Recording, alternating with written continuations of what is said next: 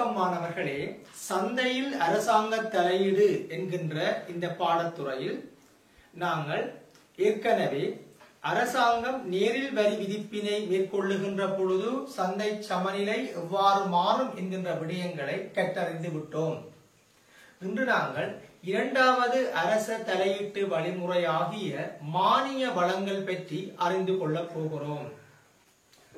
சந்தையில் அரசாங்கத்தின் மானிய வளங்கள், அதாவது அரசாங்கம் சந்தையிலே தலையிட்டு மானிய வளங்களை மேற்கொள்ளுகின்ற பொழுது சந்தை சமநிலையில் ஏற்படக்கூடிய மாற்றங்கள் விளைவுகள் பற்றி இன்று நாங்கள் பார்க்க வேண்டியதாய் உள்ளது. இப்பகுதியில் நாங்கள் முக்கியமாக பார்க்கப்பட வேண்டிய விடயங்கள் எவையெனில், ஒன்று, மானிய வளங்கள் காரணமாக நிரம்பல் கோடு எவ்வாறு நகரும். இரண்டாவது விடயம், மானிய வளங்கள் காரணமாக சந்தை சமநிலை எவ்வாறு மாற்றமடையும். மூன்றாவது, மானிய வளங்கள் காரணமாக நிரம்பல் அட்டவணையில் எவ்வாறு மாற்றங்கள் நிகழும். நான்காவது, மானிய வளங்களை நிரம்பல் சமன்பாட்டில் எவ்வாறு சீராக்கம் செய்வது. ஐந்தாவது விடயம், அட்சர கணித ரீதியாக மானிய வளங்கள் காரணமாக சந்தை சமநிலையில் ஏற்படுகின்ற மாற்றங்கள் எவை என்பதை கணித்தல் வேண்டும். இந்த 5 விடயங்களை நீங்கள் படிப்பதன் மூலம் மானிய வளங்கள் பற்றிய விளக்கங்களை பெற்றுக்கொள்ளக்கூடியதாக இருக்கும். ரைட்? இப்ப நாங்கள் பார்ப்போம். முதலாவது இதை பற்றி நாங்கள் பார்க்கிற பொழுது, அரசாங்கமானது கொள்வனவாளர் மீதும் உற்பத்தியாளர் மீதும் நேரில் வரியினை விதித்தது போன்றே அவர்களுக்கு மானிய வளங்களையும் மேற்கொள்ளலாம். நேரில் வரி விதிப்பை போன்றே மானிய வளங்களையும் மேற்கொள்ளலாம். இவ்வாறு இவ்விரு தரப்பினருக்கும் மானியங்களை வழங்குவதன் காரணமாக சந்தையிலே கேள்வியும் நிரம்பலும் மாற்றமடையும். கேள்வியும் நிரம்பலும் மாற்றமடைவதன் காரணமாக சந்தையினுடைய சமநிலையும் மாற்றமடையும். சந்தையின் சமநிலையும் மாற்றமடையும். இந்த மானிய வளங்களை அரசாங்கமானது அலகு மானியமாகவோ பெருமான வீத மானியமாகவோ வழங்க முடியும். அதே நேரம் உற்பத்தியாளர் மீது, குறிப்பாக உற்பத்தியாளருக்கான மானியம் தான் எங்களோட பகுதியில பிரதானமா இருக்குது. கொள்வனவாளர் மானியங்கள் இல்லை. உற்பத்தியாளர் மீது அரசாங்கம் மானியத்தை வழங்குகின்ற போது, மானிய வளங்களை மேற்கொள்ளுகின்ற போது உற்பத்தியாளருடைய உற்பத்தி செலவினங்கள் குறைவடையும். உற்பத்தி செலவினங்கள் குறைவதால் நிரம்பலாளர்கள் நிரம்பல் அதிகரிப்பினை மேற்கொள்வர். இதனால் நிரம்பல் கோடானது வலப்புறமாக நகரும், வலது புறமாக நகரும். இதனால் சந்தையினுடைய சமநிலையிலே மாற்றங்கள் நிகழும். இதுதான் இந்த மானிய வளங்கள் பற்றிய அடிப்படையான சில விளக்கங்கள். எங்களுக்கு இந்த பகுதியிலே குறிப்பாக அலகு மானியம் காரணமாக நிரம்பல் கோடு எவ்வாறு நகர வேண்டும் என்பதுதான் பிரதான பகுதியாக இருக்கின்றது. இவ்வகையில் நாங்கள் இப்பொழுது அலகு மானிய வளங்கள் ஒன்றை மேற்கொள்வதனால் சந்தை சமநிலையில் நிரம்பல் கோடு எவ்வாறு இடதுபுறமாக நகர முடியும் என்பது பற்றி பார்ப்போம். இந்த அலகு மானிய வளங்களை பிள்ளைகள் நாங்கள் அட்டவணை ஒன்றின் மூலமாகவும் வரைபடத்தின் மூலமாகவும் புரிந்து கொள்வோம். முதலில் நாங்கள் அட்டவணையை பார்ப்போம். பொருளினுடைய விலை, வழங்கப்பட்ட மானியம், மானியத்தின் பின்னரான விலை, நிரம்பல் தொகை என்று போட்டுக்கொள்வோம். குறித்த பொருளுக்கான விலை 10 ரூபாய், 20 ரூபாய், 30 ரூபாய் என்று வைத்துக் கொள்வோம்.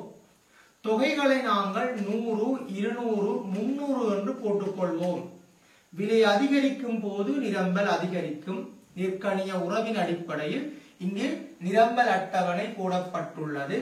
இந்த தரவுகளை நாங்கள் ஒரு வரவிலே குறிக்கின்ற பொழுது நிலைக்குத்தச்சில் விலை கிடையச்சில் நிரம்பல் தொகை விலை போட்டுக் கொள்வோம் 10 ரூபாய் 20 ரூபாய் 30 ரூபாய் 10 20 30 என்று போடுவோம் தொகைகள் 100 200 300 அப்படி போட்டுக்கொள்வோம் 100 200 300 அவ்வாறு போட்டுக்கொள்வோம் இப்பொழுது அட்டவணையில் உள்ள தரவுகளுக்கு அமைவாக நிரம்பல் கோடொன்றை வரைவோம் 10 ரூபாவில் 100 அலகுகள் புள்ளி இங்கே வர வேண்டும் 20 ரூபாவிலே 200 20 ரூபாவிலே 200 புள்ளி இங்கே வர வேண்டும் 30 ரூபாவிலே 300 புள்ளி இங்கே வர வேண்டும் இந்த 3 புள்ளிகளையும் இணைப்பதன் மூலம் நாங்கள் நிரம்பல் கோடொன்றை வரைய முடியும் இது ஒரு சாதாரண நிரம்பல் கோடு வரையப்பட்டுள்ளது மானியத்துக்கான குறியீடு S எனவே குறித்த பொருளுக்கு நாங்கள் இப்பொழுது அலகு மானியமாக ரூபாய் 10 ரூபாய் வழங்குவதாக வைத்துக் கொள்வோம் மானியம் வழங்கப்படுகின்ற பொழுது நிரம்பல் கோடு வலதுபுறம் நகரும் என்று சொல்லி இருக்கிறோம் அதாவது பிள்ளைகள் மானியம் வழங்கப்பட்டால் உற்பத்தி செலவு குறையும் நிரம்பல் கோடு வலப்புறம் நகரும் இவ்வகையில் நிரம்பல் கோடு வலப்புறம் நகர்வடையக்கூடிய வகையிலே நிரம்பல் அட்டவணையில மானியத்தை நாங்கள் சீராக்க வேண்டும் எனவே விலையில் இருந்து மானியம் கழிபடுகின்ற போதுதான் அந்த சீராக்கம் இடம்பெற முடியும் எனவே 10 ரூபாவிலிருந்து 10 கழிக்கும் போது 0 20 10 போகும்போது 10 30 10 கழிக்கின்ற போது 20 இதுதான் மானிய வழங்கலுக்கு பின்னரான விலையும் நிரம்பல் தொகையும் இந்த புதிய விலையினையும் நிரம்பல் தொகையினையும் நாங்கள் தொடர்புபடுத்துவதன் மூலம் மானியத்துக்கு பின்னரான நிரம்பல் கோட்டினை வரைந்து கொள்ள முடியும் இவ்வகையில் பூச்சிய விலையிலே நிரம்பல் தொகையினுடைய அளவு 100 இதான் புள்ளி 10 ரூபாய் விலையில இப்பொழுது 200 என்றபடியே இதான் புள்ளி 10 ரூபாய் விலையில 200 என்பது தொகை என்றபடியே புள்ளி இங்கே வர வேண்டும் 20 ரூபாவிலே 300 ஆகவே 20 ரூபாவுக்கு நேரே 300க்கு நேரே புள்ளி இங்கே வர வேண்டும் இந்த 3 புள்ளிகளை இணைக்கின்ற பொழுது நிரம்பல் கோடு இவ்வாறு SS ஆக வலதுபுறம் நகரும் நேர்கோடாக சமாந்தரமாக கோடு வர வேண்டியிருக்கும் ஓகே இப்ப மானிய வளங்கள் காரணமாக நிரம்பல் கோடு வலப்புறமாக நகர்ந்திருப்பதை நீங்கள் பார்க்கிறீர்கள் ரைட் அப்ப இப்ப நான் பொதுவாகவே சொல்லியிருந்த மானியம் வழங்கப்பட்டால் உற்பத்தி செலவு குறையும் நிரம்பல் கூடும் நிரம்பல் கோடு வலப்புறம் நகரும் என்று சொல்லியிருக்கிறோம் வலப்புறம் நகர்ந்திருக்கிறது அதற்கு ஏற்ற வகையில நாங்கள் நிரம்பல் அட்டவணையில சீராக்கம் செய்திருக்கிறோம் இப்ப பிள்ளைகள் இந்த படத்தினால் இன்னொரு விடயத்தை அறிஞ்சு கொள்ள வேண்டும் அரசாங்கம் வழங்கிய மானியம் இங்க 10 ரூபான்னு சொல்லி இருக்கிறோம் வரைவிலே அந்த மானியத்தை நாங்கள் எப்படி கண்டுபிடிக்கிறது என்று பார்ப்போம் வரியில சொல்லப்பட்ட அதே போக்கில் தான் இங்கே நாங்கள் அதை கண்டறிய வேணும் ஆரம்ப நிரம்பல் கோட்டுக்கும் மானியத்துக்கு பின்னரான நிரம்பல் கோட்டுக்கும் இடையிலான விலையச்சு ரீதியான தூரம்தான் வழங்கப்பட்ட மானியம் சந்தையிலே 100 என்ற தொகை காணப்படுகின்ற பொழுது விலை 0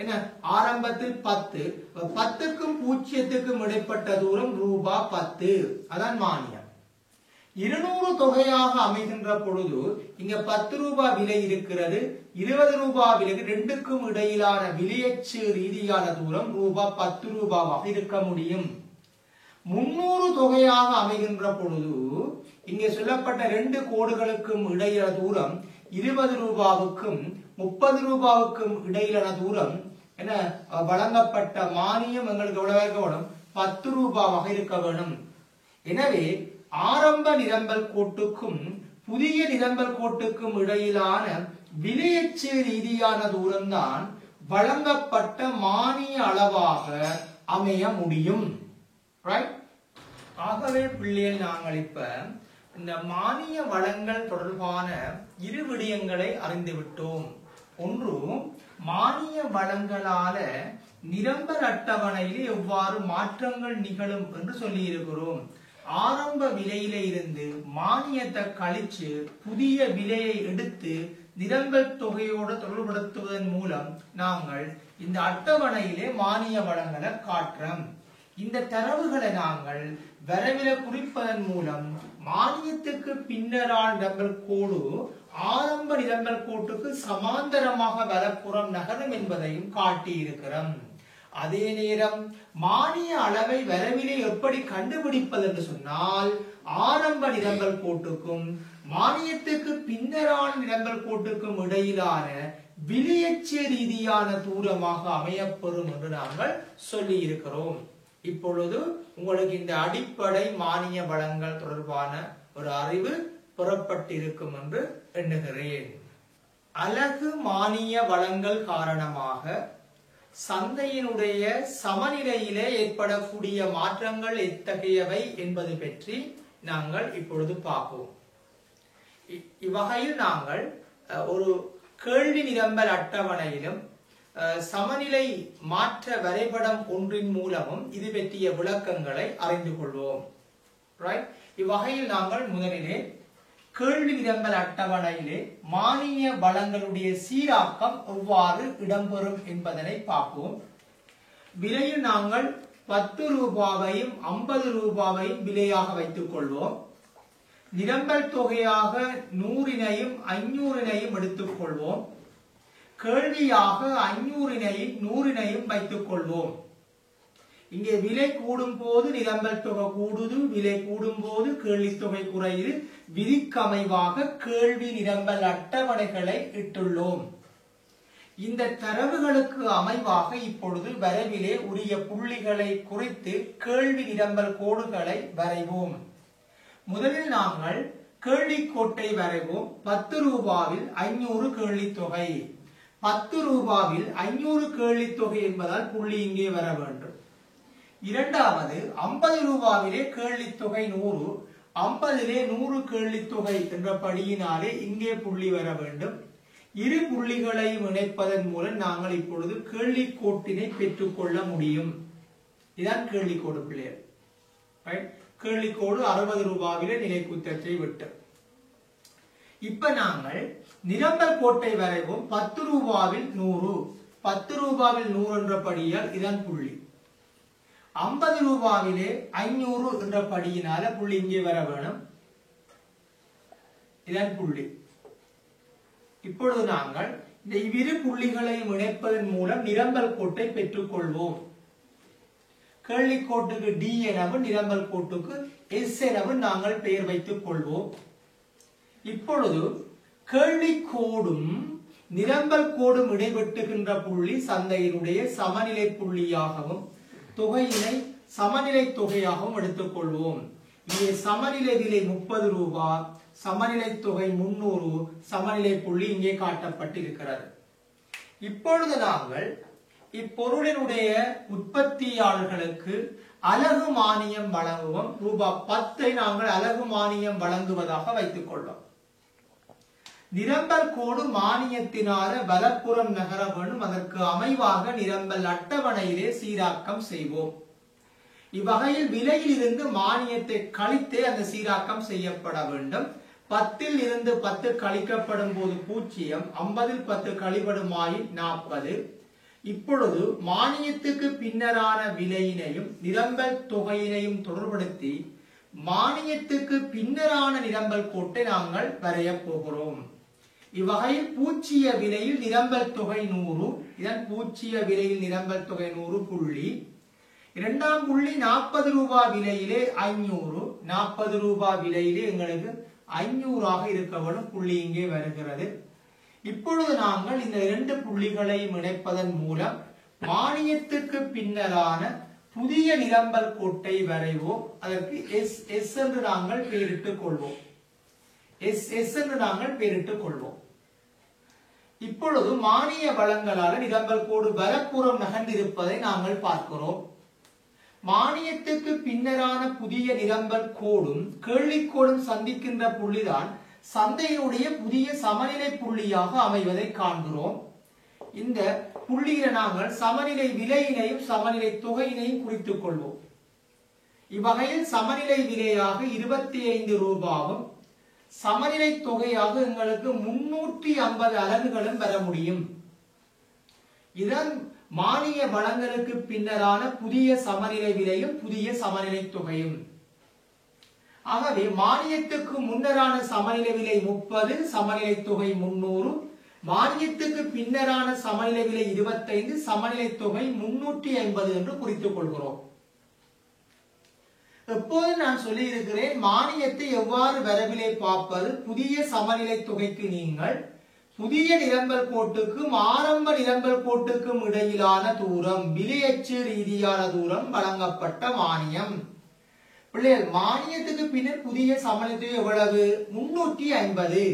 இந்த 350ல புதிய நிரம்பல் கோட்டுக்கும் ஆரம்ப நிரம்பல் கோட்டுக்குமான விலையச்சு ரீதியான தூரம் தான் வழங்கப்பட்ட மானியம்.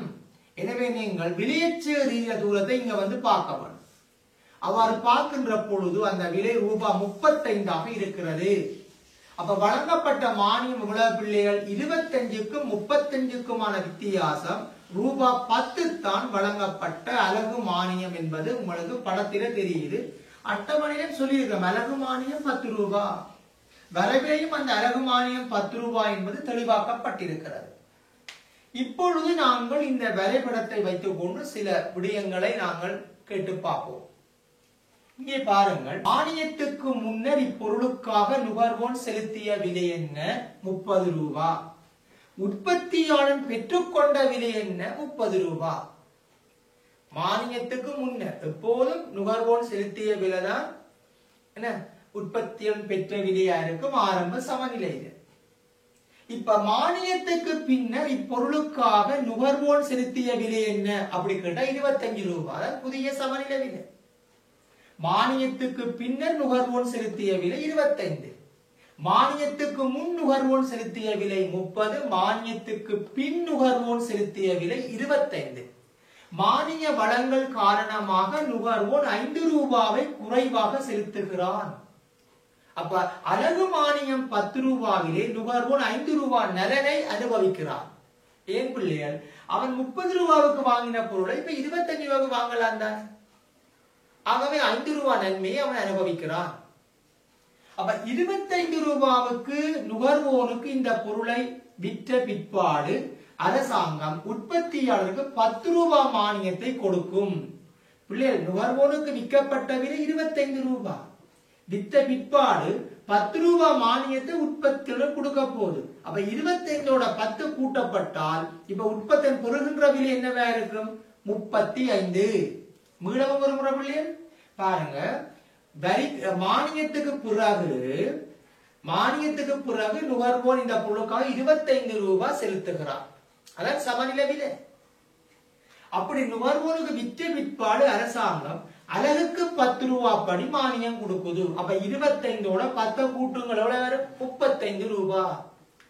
எனவே மானியத்துக்கு பின் உற்பத்தியாளன் பெறுகின்ற விலை எவ்வளவு? 35 ரூபாவாக இருக்க முடியும். ஆகவே மானிய வழங்கல் காரணமாக 30 ரூபாவை பெற்றுக்கொண்ட உற்பத்தியாளன் இப்பொழுது 35 ரூபாய் பெறுகிறான். எனவே உற்பத்தியாளன் 5 ரூபாய் நன்மையினை அனுபவிக்கிறான்.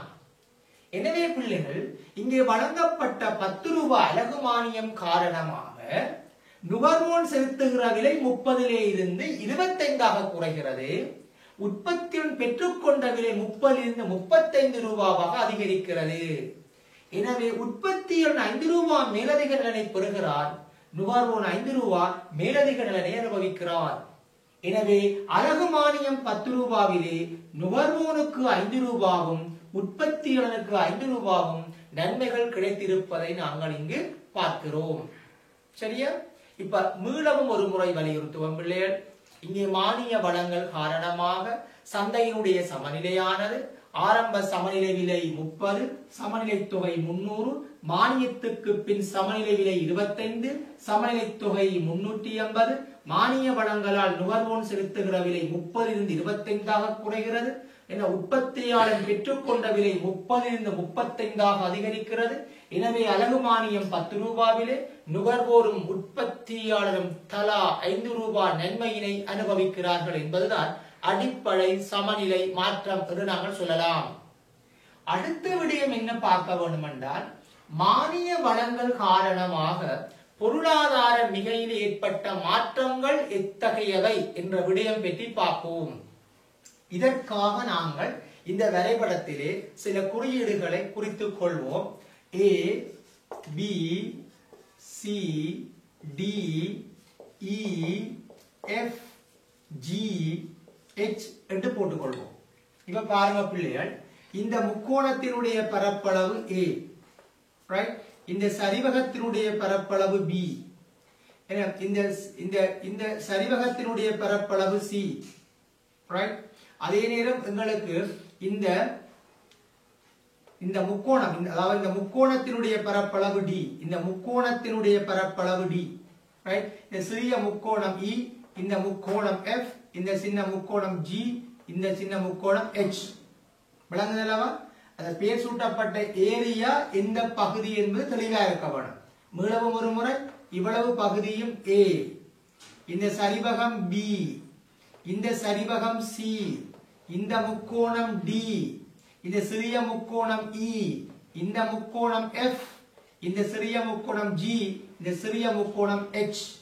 இந்த குறியீடுகள் மூலமாக நாங்கள் மானிய வளங்கள் காரணமாக பொருளாதார மிகையில் எத்தகைய மாற்றம், அதாவது நுகர்வோன் மிகையிலும் உற்பத்தியாளன் மிகையிலும் என்ன மாற்றங்கள் நிகழும் என்ற விடயத்தை பார்ப்போம்.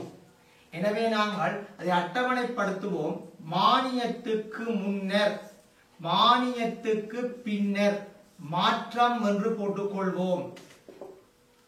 இதை நாங்கள் நுகர்வோன் மிகை என்றும் உற்பத்தியாளன் மிகை என்றும் பார்ப்போம். ரைட்? நுகர்வோன் மிகை என்பது சமநிலை விலைக்கு மேலாகவும் கேள்விக்கோட்டுக்கு கீழாகவும் உள்ள முக்கோண பரப்பளவாக அமையும். உற்பத்தியாளன் மிகை என்பது உற்பத்தியன் பெறுகின்ற விலைக்கு கீழாகவும் நிரம்பல் கோட்டுக்கு மேலாகவும் இருக்கக்கூடிய முக்கோண பகுதியாக அமைய முடியும் என்று நீங்கள் சந்தை சமநிலையில் படித்திருக்கிறீர்கள். இப்பொழுது நாங்கள் அந்த மாற்றங்கள் எத்தகையவை என்று பார்ப்போம். மானியத்துக்கு முன்னர் பிள்ளைகள், இந்த பொருளுக்காக நுகர்வோன் செலுத்திய விலை அல்லது சமநிலை விலை எங்களுக்கு 30. கேள்விக்கோடு இங்கே இருக்கிறபடியினால இந்த முக்கோண பரப்பளவு நுகர்வோன் மிகையாக நாங்கள் பேர் சூட்டலாம். அவ ஏயும் பியும் தான் மானியத்துக்கு முன்னரான நுகர்வோனுடைய மிகையா இருக்கும். மானியம் காரணமாக நுகர்வோன் 25 ரூபாவுக்கு பொருளை பெறுவதால் 25 ரூபாவுக்கு மேல கேள்விக்கோட்டுக்கு கீழே உள்ள பகுதி என்னவா இருக்கும்? நுகர்வோன் மிகையாக இருக்க முடியும். அப்பரப்பளவு A, B, C, H, G ஆக இருக்க முடியும். அப்ப A, B, C, H, G ஆக இருக்க முடியும். ஆகவே நுகர்வோன் மிகையில் ஏற்பட்ட மாற்றம் என்பது இங்கேயும் AB இருக்கு, இங்கேயும் AB இருக்குது. புதிதாக நுகர்வோன் மிகையின் அதிகரிப்பு CHG என்பது நுகர்வோன் மிகையில் ஏற்பட்ட அதிகரிப்பாக இருக்க முடியும். அதே நேரம் உற்பத்தியாளருடைய மிகை மாற்றத்தை கவனிப்போம். ஆரம்பத்தில் சமநிலை விலைக்கு கீழாகவும் நிரம்பல் கோட்டுக்கு மேலாகவும் உள்ள இந்த பரப்பு தான் உற்பத்தியாளர் மிகை. அந்த பரப்பளவு Cயும் Dயுமாக இருக்கும். சமநிலை விலைக்கு கீழே நிரம்பல் கோட்டுக்கு மேல CD என்ற பரப்பு ஆரம்பத்தில் உற்பத்தியாளர் மிகை. இப்ப உற்பத்தியாளர் பெறுகின்ற விலை என்பது 35 ரூபான்னு சொல்லி இருக்கிறோம்.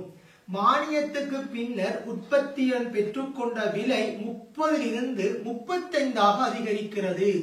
எனவே 35 ரூபாய்க்கு கீழே நிரம்பல் கோட்டுக்கு மேலே உள்ள இவ்வளவு முக்கோணம் உற்பத்தியாளர் மிகையாக இருக்கும். பேர் சூட்டுவோமாக இருந்தால் B, E, C, D, B, E, C, D என அந்த பரப்பு வர முடியும். மானியத்துக்கு முன்னரான உற்பத்தியாளர் மிகையினையும் மானியத்துக்கு பின்னரான மிகையினையும் ஒப்பிடுகின்ற பொழுது CD ஏற்கனவே மிக இப்பவும் மிகையா இருக்கு. ஆகவே இங்கு ஏற்பட்ட அதிகரிப்பு என்னவாக இருக்க வேண்டும்? BE என்ற அளவினால உற்பத்தியாளருடைய மிகை என்ன செய்திருக்கும்? அதிகரித்திருக்க முடியும். ரைட்? இது உற்பத்தியாளர் மிகையில் ஏற்பட்ட அதிகரிப்பாக சொல்கிறோம். மீளவும் ஒரு முறை பிள்ளைகள், ஆரம்பத்தில் நுகர்வோர் மிகை AB, இப்பொழுது 25 ரூபாவுக்கு மேல் என்றபடியா நுகர்வோர் மிகை A B C H G. ஆரம்பத்தில் உற்பத்தி மிகை CD, சமநிலை விலைக்கு கீழே நிரம்பல் கோட்டுக்கு மேலே CD. 35 ரூபாய் பெறுகின்றபடியால் இப்ப 35 ரூபாவுக்கு கீழே நிரம்பல் கோட்டுக்கு மேலே CDBE என்பது உற்பத்தியாளர் மிகையாக இருக்க முடியும்.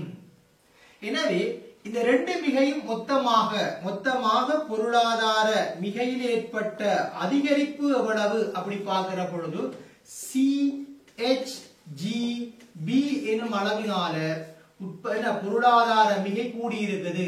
நுகர்வோன் மிகை CHG ஆலும் உற்பத்தி மிகை BE-னாலும் அதிகரிக்க மொத்தமாக CHGBE எனும் அளவினால் பொருளாதார மிகை அதிகரித்திருக்கிறது. ஆனால் இந்த மானிய வளங்கள் தொடர்பாக அரசாங்கத்துக்கு ஏற்பட்ட மானிய செலவை இந்த பரப்பளவு காட்டும். அலகு மானியம் 10 ரூபாப்படி 350 அலகுக்கும் 10 ரூபாப்படி அரசாங்கம் இவ்வளவு மானியத்தை உற்பத்தியாளருக்கு வழங்கியுள்ளது. எனவே அரசினுடைய மானிய செலவின் பரப்பளவு என்பது B, C, E, F, G, H. எனவே அரசினுடைய மானிய செலவுக்கு நாங்கள் பெயர் சூட்டுவோமாக இருந்தால் B, C, E, F, G, H என்று வர முடியும். இது அரசாங்கத்துக்கு ஏற்பட்ட மானிய செலவீடு எங்களுக்கு இழப்பீடாக இருக்க முடியும். அப்ப இது மானியத்தால பொருளாதார மிகையின் அதிகரிப்பு. இது மானியம் தொடர்பாக அரசுக்கு ஏற்பட்ட செலவு. அரசுக்கு ஏற்பட்ட செலவில என்னென்ன பகுதி நன்மையாக வந்திருக்குன்னு பார்ப்போம். சி செய்த செலவு நன்மையாக தேறி இருக்குது. ரைட். பி என்பது என்ன, அரசாங்கம் செய்த செலவாம் இருக்கு, நன்மையான் தேர்ந்தபடியே தேறிய விளைவு 0. சி என்பது இங்கு அரசுக்கு ஏற்பட்ட செலவு நன்மையாக தேறியபடியால் தேறிய விளைவு 0. இ என்பது அரசின் மானிய செலவு நன்மையாக கிடைத்தபடியால் தேறிய விளைவு 0. F என்பது இருக்கட்டும். G என்பது அரசுக்கு ஏற்பட்ட செலவு, அது எங்களுக்கு நன்மையாக தேர்ந்தபடியே தேறிய விளைவு 0. H என்பது அரசுக்கு ஏற்பட்ட செலவு நன்மையாக வந்தபடியே தேறிய விளைவு 0. F என்ற இந்த துண்டம் அரசு செய்த செலவு நன்மையாக பொருளாதார மிக அதிகரிப்பாக வராதபடியால் இந்த F என்பது மானிய வளங்களால் ஏற்பட்ட சமூக நல இழப்பீடு என்று நாங்கள் சொல்லிக் கொள்கிறோம். F என்பது மானிய வளங்களால் ஏற்பட்ட சமூக நல இழப்பீடு என்று சொல்லிக் கொள்கிறோம். இங்க பாருங்க, மீளவும் படத்தை கவனிங்க பிள்ளைகள். ஏற்கனவே இவ்வளவு நுகர்வோன் மிகை, இப்பொழுது நுகர்வோன் மிகை, இப்ப ஆரம்ப நுகர்வோன் மிகை இது, தற்போது நுகர்வோன் மிகை இவ்வளவு. அப்ப நுகர்வோன் மிகை இந்த துண்டத்தினால் என்ன எங்களுக்கு அதிகரித்திருக்கிறது. ஏற்கனவே இந்த துண்டு உற்பத்தியாளர் மிகை, இப்பொழுது இவ்வளவு உற்பத்தியாளர் மிகை என்றபடியால் இந்த துண்டு உற்பத்தியாளர் மிகையில் ஏற்பட்ட அதிகரிப்பாக சொல்லப்படுகிறது. அப்ப அரசினுடைய மானிய செலவில இந்த CHG என்பது நுகர்வோர் மிகையினுடைய அதிகரிப்பாக மாறி இருக்கு. BE உற்பத்தியாளருடைய மிகையின் அதிகரிப்பாக மாறி இருக்கிறது. ஆனால் அரசின் மானிய செலவில் F என்ற இந்த துண்டு யாருக்குமே நன்மையாக சேராதபடியால் இந்த F நாங்கள் சொல்ல போறோம் மானிய வளங்களால் ஏற்பட்ட சமூக நல இழப்பீடு என்று சொல்லிக் கொள்கிறோம். விளங்கியதா பிள்ளைகளே? இதுதான் இந்த மானிய வளங்களால பொருளாதார மிகையில் ஏற்பட்ட மாற்றங்கள் என்று சொல்லப்படுகிற விடயம். எனவே இந்த வரவின் மூலம் நான் உங்களுக்கு 2 விடயங்கள் சொல்லி இருக்கிறேன். ஒன்று, மானிய வளங்கள் காரணமாக சந்தை சமநிலையிலே என்ன மாற்றங்கள் நிகழ்ந்தன என்ற விடயம் சொல்லப்பட்டது. இரண்டாவது, மானிய வளங்கள் காரணமாக நுகர்வோன் மிகையிலும் உற்பத்தியாளர் மிகையிலும் குறிப்பா பொருளாதார மிகையில் ஏற்பட்ட மாற்றங்கள் எத்தகையவை என்ற விடயமும் சொல்லப்பட்டிருக்கிறது. இப்பொழுது உங்களுக்கு மானிய வளங்கள் தொடர்பாக சந்தை சமநிலையில் ஏற்பட்ட மாற்றங்கள் என்ற இந்த விளைவுகள் தொடர்பான எண்ணக்கருக்கள் விளங்கி இருக்கும் என்று எண்ணுகிறேன். ஆகவே இன்றைய கற்பித்தல் செயற்பாடுகளை இந்த விளக்கங்களுடன் நாங்கள் பூர்த்தி செய்து கொள்கிறோம். நன்றி பிள்ளைகளே.